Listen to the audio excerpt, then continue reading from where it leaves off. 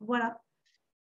Ça y est, on a mis en route l'enregistrement. Donc, les présentations et l'introduction sont faites. Donc, oui. Est-ce que tu peux répéter ce que tu as dit? Connaître, c'est acquérir des connaissances. Et savoir, c'est... Oui, la différence entre connaître et savoir, merci Naïs pour la question, c'est connaître, c'est lire un livre et dire « Ah oui, j'ai lu ce livre, c'est bien ». Mais savoir, c'est quand tu as réfléchi au livre, que tu as essayé d'en prendre des bouts et que tu les as intégrés en toi en disant bah, « Tiens, je vais essayer dans ma vie, je vais essayer ce qui a été conseillé dans ce livre, je vais voir ce que ça change dans ma vie ». Et à partir de ce moment-là, tu peux l'intégrer en toi comme quelque chose qui fait partie de toi. Et c'est plus juste une connaissance qui rentre et qui sort et dont on peut parler, mais ce sont des choses que tu peux partager puisque tu les as vécues. Donc, c'est ça la différence entre la connaissance et le savoir. Je te remercie.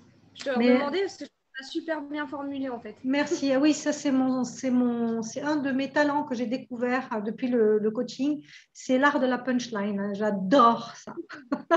C'est une de mes petites faiblesses. Voilà, j'en ai plusieurs comme ça. Je vous les livrerai au fur et à mesure. Voilà, donc j'ai pas de méthode. Je travaille au feeling en fonction de l'énergie des personnes qui sont présentes en face de moi et de leur retour. C'est ça ma façon de partager.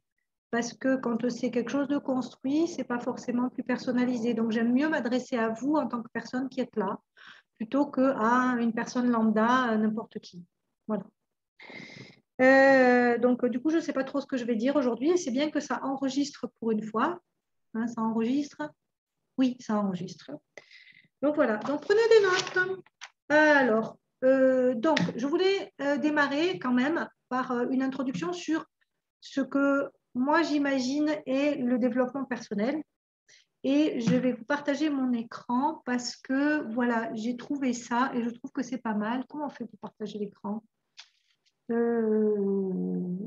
Écran partagé. Voilà, ça y est, j'ai trouvé. Partagé. Voilà. Donc ça, ce sont des images qui font partie de la spiritualité nordique. C'est Yggdrasil. Yggdrasil, c'est l'arbre-monde. Il a des racines et il est grand. Voilà. Et c'est un tout. Et Yggdrasil, c'est avoir des racines profondes. C'est la partie cachée, les racines, c'est ce qu'on ne voit pas. C'est ce qui est au fond de nous, en nous, dans lequel on va puiser, sur lequel on va pouvoir compter pour pouvoir, face au monde, à l'extérieur, être grand, solide, fort et être capable de voir passer les saisons, l'hiver, l'automne, le printemps, l'été, en étant solide. Voilà, donc pour moi, le développement personnel, c'est des outils pour aller chercher au fond de soi ce dont on a besoin, toutes les ressources, toutes les connaissances pour pouvoir devenir une grande personne. Voilà. Qu'est-ce que vous en pensez? Alors personnellement, moi je trouve ça hyper parlant parce que effectivement ça permet d'imager un peu ce qu'on peut ressentir. Qu'effectivement il y a plein de choses qu'on garde en nous, mais au final on s'en sert. Donc par exemple ça peut être même par rapport au passé. Voilà, si on a un passé douloureux, on l'a pas forcément communiqué aux gens, ils ne le connaissent pas forcément, mais on s'en sert en fait de tout ce qu'on a vécu. Et pour moi, enfin c'est ce qui me fait, je pense à ça tout de suite quand je vois cette image, en tout cas. Ouais, ouais. En fait, c'est plus tes racines elles sont profondes, plus tu te connais profondément, plus tu seras solide et fort à l'extérieur, sans avoir besoin de faire de démonstration de force. Parce que tu as un arbre, il est fort, il est là, il est grand, il est costaud, il est stable. Voilà, je veux dire, c'est l'image même le chêne, c'est l'image même de la force et de la sagesse. Parce que, je veux dire, il a ce côté solide et stable et rassurant. Il n'y a pas besoin d'en faire plus. Voilà, c'est juste parce que tu es. Et ça, c'est une des clés très importantes que je vais vous livrer aujourd'hui. C'est que, en fait, quand vous vous autorisez à être vous-même, c'est là où vous avez le plus grand impact. Mais pour s'autoriser à être soi-même, ce qui est important, c'est d'accepter tout ce qu'on est. Pas juste la partie positive, entre guillemets. Accepter d'être soi-même, c'est très vulnérable en fait.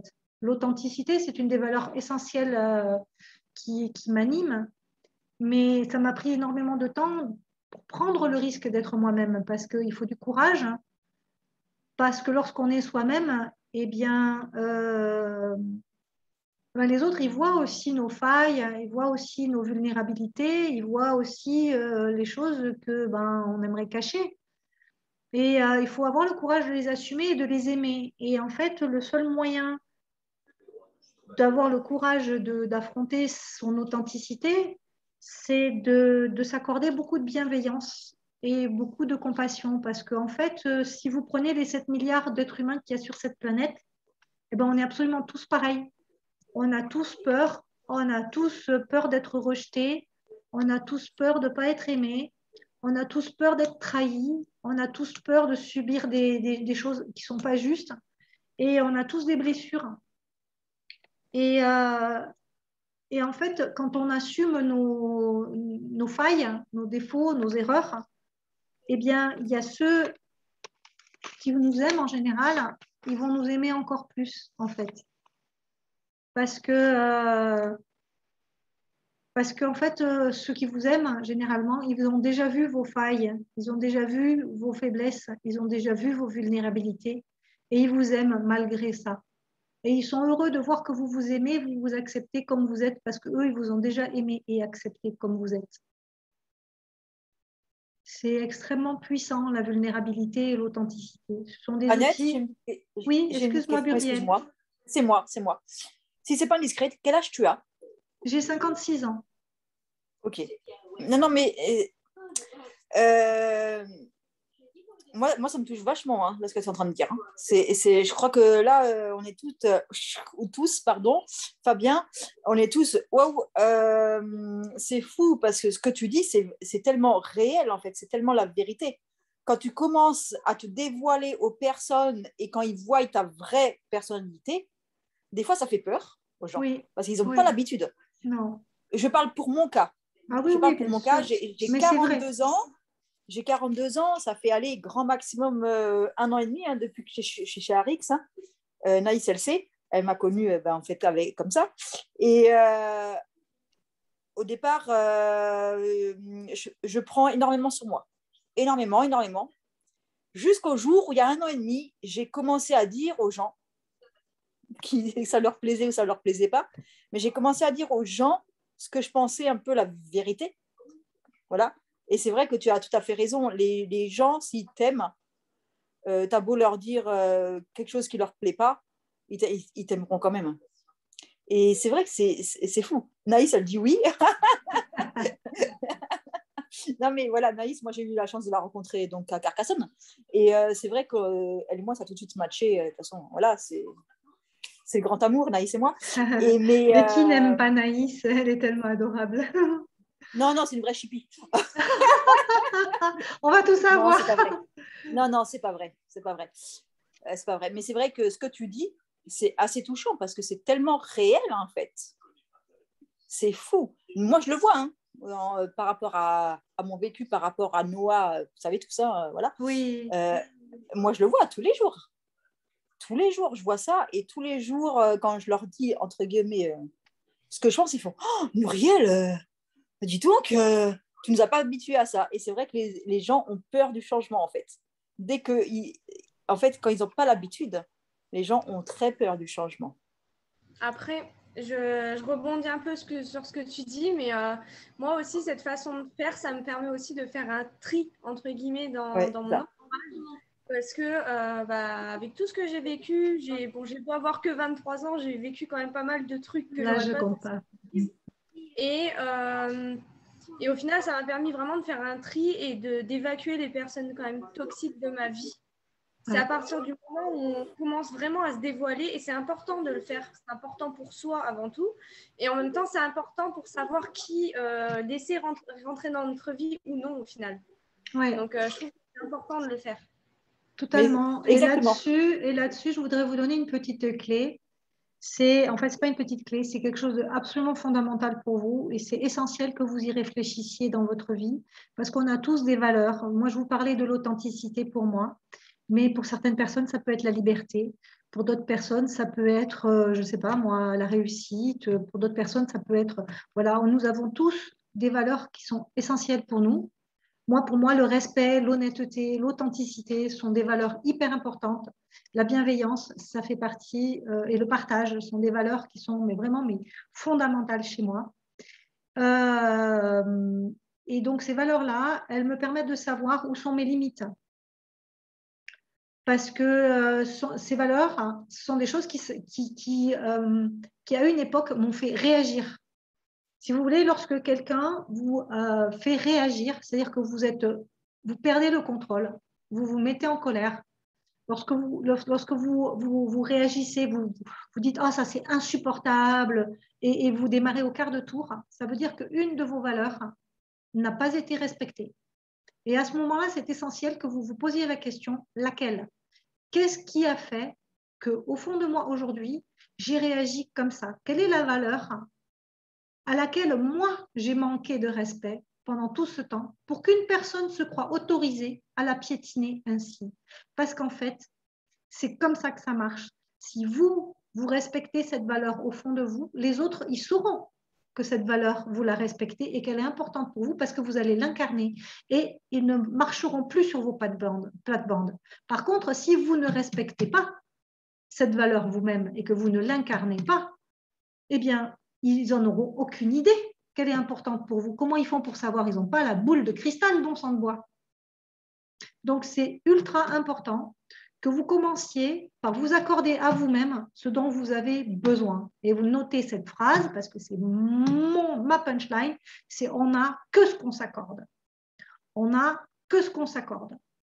Et ça, vraiment, vous pouvez le noter, mais c'est à tous les niveaux que ça marche. Ça peut être pour le confort, ça peut être pour la bienveillance, ça peut être pour le respect, ça peut être pour les fleurs, ça peut être pour n'importe quoi. Ça peut être pour les relations de qualité. Si vous n'avez pas une bonne relation avec vous-même, comment vous pouvez imaginer d'avoir une bonne relation avec les autres? Il faut savoir que sur cette planète, nous sommes plus de 7 milliards d'êtres humains. La personne la plus monstrueuse à votre égard, c'est vous-même. Il n'y a pas de personne plus méchante envers vous que vous-même. 7 milliards et demi d'êtres humains sur cette planète, vous leur posez la question « Qu'est-ce que tu penses de moi ?» Ils vont dire quelque chose de gentil. Jamais ils diront quelque chose de vraiment méchant. Ou alors c'est parce qu'ils ne sont pas bien dans leur basket, qu'on soit bien clair. Hein? Excusez-moi, je peux me permettre, moi je ne suis pas trop d'accord avec ça. Moi je ne pense pas que l'être humain, il soit de nature tous le même. Non, bien sûr. Et qu'il y a forcément des plus méchants, il y a forcément des plus gentils. Bien sûr. C'est un peu comme opposer le bien et le mal. Il n'y a pas de bien s'il n'y avait pas de mal. Et donc, pour moi, il y a forcément des méchants et des gentils. Et, mais ce n'est pas aussi binaire que ça. Oui, mais franchement, Angel, c'est Jonathan, c'est ça ton prénom? C'est lequel? Non, mon prénom, c'est Fabienne. Fabien, pardon, Fabien. Ce que je veux dire par là, c'est que personne ne dira autant de choses dures sur toi-même que toi-même. Pour la simple et bonne raison, c'est qu'ils ne te connaissent pas. Ils te voient d'une certaine façon. Nous, en tant que personne, je veux dire, on a tendance à se mettre un niveau d'exigence assez élevé, mais on est absolument tous pareils. Je veux dire, et il y a des personnes qui arrivent à le gérer bien et d'autres qui n'arrivent pas à le gérer. Vous avez des personnes qui vont le transformer en énergie négative parce que ils se sentent mieux quand ils font du mal à quelqu'un d'autre. Et puis, il y a des personnes qui préfèrent faire du bien à autrui pour se sentir bien eux-mêmes. Et il y a des personnes qui savent que si elles se font du bien à elles-mêmes, elles seront capables de faire du bien aux autres par le simple fait qu'elles existent sur cette planète. Parce qu'une personne qui est confortable dans ses chaussures, qui a su s'accorder de subvenir à ses propres besoins elle-même, elle ne va jamais demander aux autres de subvenir à ses propres voisins et dire « Ah oui, mais tu n'as pas été gentil avec moi, gna gna gna gna gna gna. » Non. Une personne qui va dire à quelqu'un ah ouais, mais moi j'ai été gentille avec toi et tu ne m'as pas fait ça. Il y a un petit problème quand même. Hein? Parce que là, ça veut dire qu'on est dans une relation avec un élastique. Hein. Je te donne parce que j'attends. Ça s'appelle la dépendance. Ça s'appelle la dépendance. Notez bien ça parce que la dépendance, c'est dans 99,9% des relations affectives qu'on a. Hein. C'est-à-dire qu'on se dit, bah voilà, bah, je vais être gentil, je vais être un gentil petit garçon, je vais être une gentille petite fille et ma maman, elle va me donner un gâteau. Ou ma copine, elle va être gentille avec moi. Non, c'est pas comme ça que ça marche. Malheureusement. C'est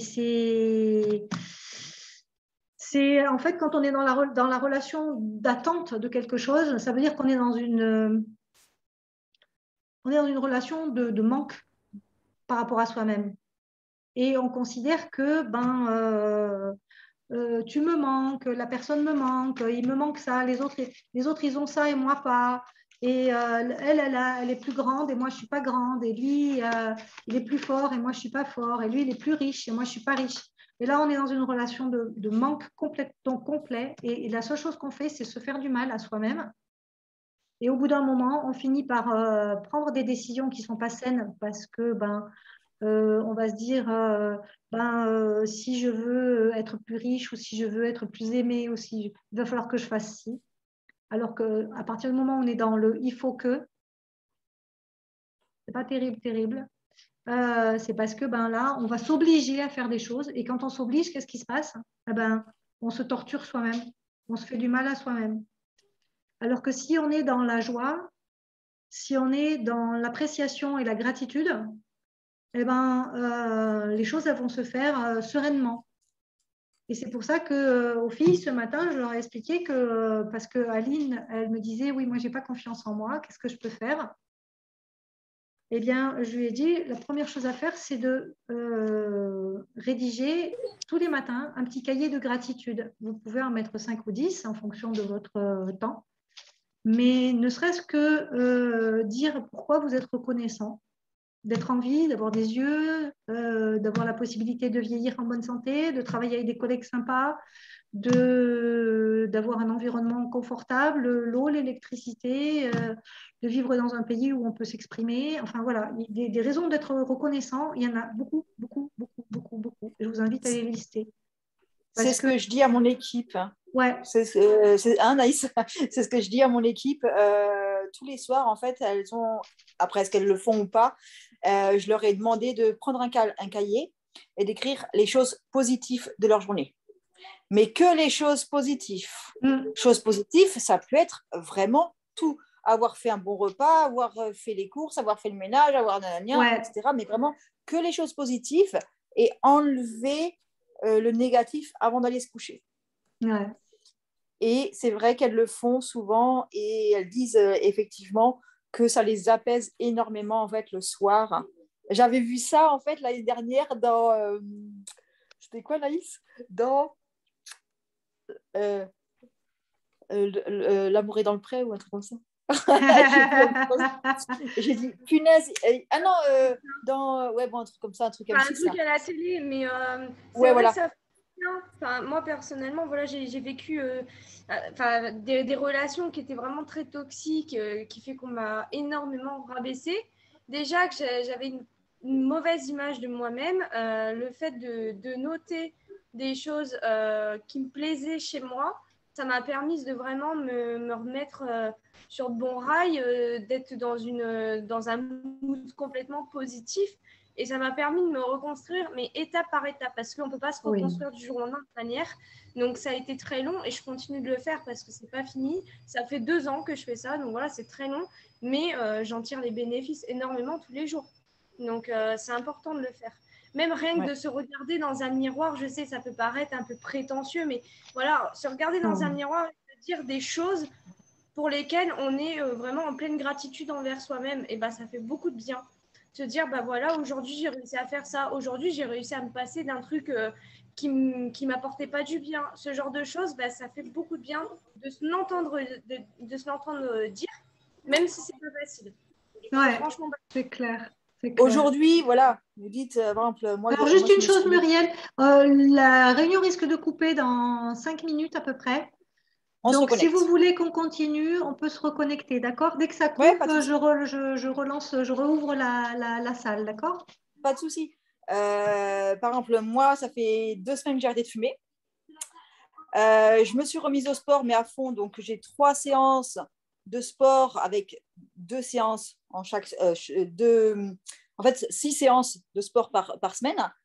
J'ai arrêté de fumer tous les jours. Je me dis, putain, je suis contente, je suis fière. Voilà, tout ça, il faut que vous le dites. Parce que c'est important de se dire, je suis fière quand vous faites une vente. C'est Arix, ok, vous faites une vente, je suis fière de l'avoir fait. J'y suis arrivée.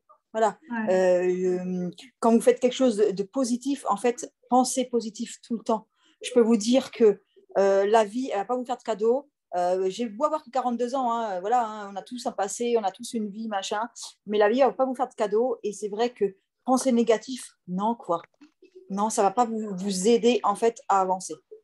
Et c'est pire que ça, c'est que vos émotions sont les précurseurs de votre santé.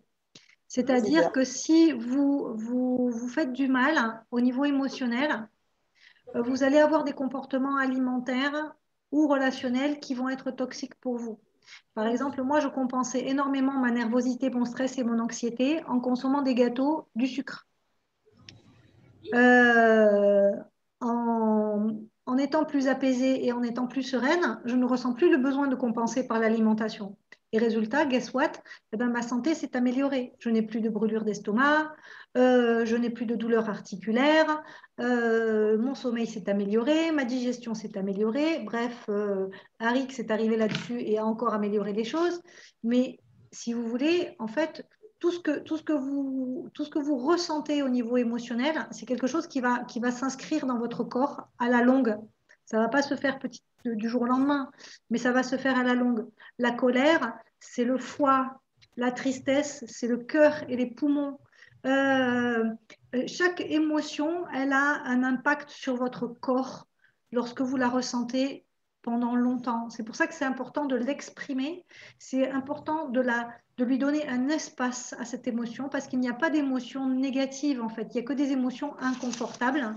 Et ces émotions inconfortables, elles ont besoin de trouver un espace d'accueil parce qu'elles ont un message pour vous. Votre corps vous envoie un message parce que la nature est bien faite et notre corps est absolument parfait. Il est le véhicule sacré de votre âme. Et franchement, pour en prendre soin, vous avez besoin de donner un espace à vos émotions, que ce soit la peur, que ce soit la jalousie, que ce soit la tristesse, que ce soit la colère. Si vous avez besoin d'être en colère, de la faire sortir, vous allez dans les bois, vous faites comme moi, vous prenez votre voiture, vous mettez quelque part où il n'y a personne qui vous entend et puis vous poussez tous les hurlements nécessaires. Moi, j'ai hurlé comme un loup à plusieurs reprises dans ma vie parce que j'étais tellement mal, j'étais tellement furieuse, j'étais tellement triste. J'ai dû faire le deuil de choses très dures. Et c'était quelque chose que je ne pouvais pas faire devant quelqu'un. Donc, je l'ai fait au fond des bois, toute seule, dans un endroit, enfermée dans ma voiture, à pousser des hurlements. Ça m'a fait du bien. Et après, eh bien, quand je me suis retrouvée face à des gens, j'ai pu le dire parce que j'avais fait sortir l'émotion. Voilà. Et je n'ai pas projeté mon émotion sur les gens parce que ce n'est pas gentil. Donc, tout ce que vous ressentez de négatif, c'est très, très important, ou de désagréable, on va dire, hein, c'est très, très important de l'accueillir, de lui donner un espace, sans le juger, de le recevoir, hein, parce que vous avez un cadeau dedans. Derrière, il y a un cadeau. Derrière la peur d'être rejeté, il y a le besoin d'être accepté, et tout ce que vous êtes capable de faire pour pouvoir vous accepter vous-même déjà. Hein. Parce que malheureusement, on a conclu là-dessus avec les filles ce matin, c'est que en fait, tout ce qui vous arrive de bien, vous en êtes responsable, hein, et tout ce qui vous arrive de mal, vous en êtes responsable. Hein. En fait, c'est ça, être adulte. C'est accepter que ce qui vous arrive de mal, eh bien, c'est parce que vous n'avez pas su prendre les décisions qu'il fallait avant pour apprendre de vos erreurs, pour apprendre des choses difficiles qui vous sont arrivées. Eh bien, la vie, elle vous a apporté la leçon aussi longtemps que nécessaire. Aussi longtemps que nécessaire, vous allez prendre le mur parce que la vie, c'est une maîtresse très exigeante et très difficile. Elle ne va pas vous expliquer la leçon avant de vous faire passer le test. Elle vous fait passer le test et tant que vous n'avez pas compris la leçon, vous prenez le test dans la gueule. C'est le développement personnel, c'est pas un cadeau, c'est un chemin difficile pour lequel il faut du courage. pour lesquels il faut accepter de se retrouver face à qui on est, parce que voilà, il y a des choses qu'on n'a pas accepté de regarder. On peut être dans le déni de plein de choses. Et mais voilà, franchement, moi je vous félicite d'être là parce que franchement, d'abord ça me touche beaucoup que vous soyez là, et ensuite je vous félicite d'être là parce que ça veut dire que vous avez envie de comprendre les choses, que vous avez envie d'avancer. Je vois que les petites phrases que vous publiez tous les jours sur vos pages, vos pages Insta ou Facebook, elles parlent beaucoup de développement personnel et de spiritualité. Parce qu'en fait, ça va ensemble, hein. La spiritualité, c'est juste des mots symboliques pour dire des choses qui sont que du bon sens et du concret. Et le développement personnel, c'est la phase concrète et basique de la spiritualité, en fait, tout simplement, hein. C'est assez simple. Donc voilà, Aline, tu me dis si j'ai oublié quelque chose par rapport à ce matin? Ah, t'y attendais pas. Non, c'est ça, c'est très bien. Mais c'est vrai que des fois, on poste des phrases, je reprends la dernière phrase que tu as dit, mais des fois, ça peut être mal interprété, pareil. Ah, Moi, j'ai eu le problème, là, j'ai mis une petite phrase et puis les personnes se sont senties visées alors que c'était pas du tout ça. Je visais personne, mais ça a été un peu mal pris. Alors, j'ai eu des retours, quelques retours. Je suis en train de parler.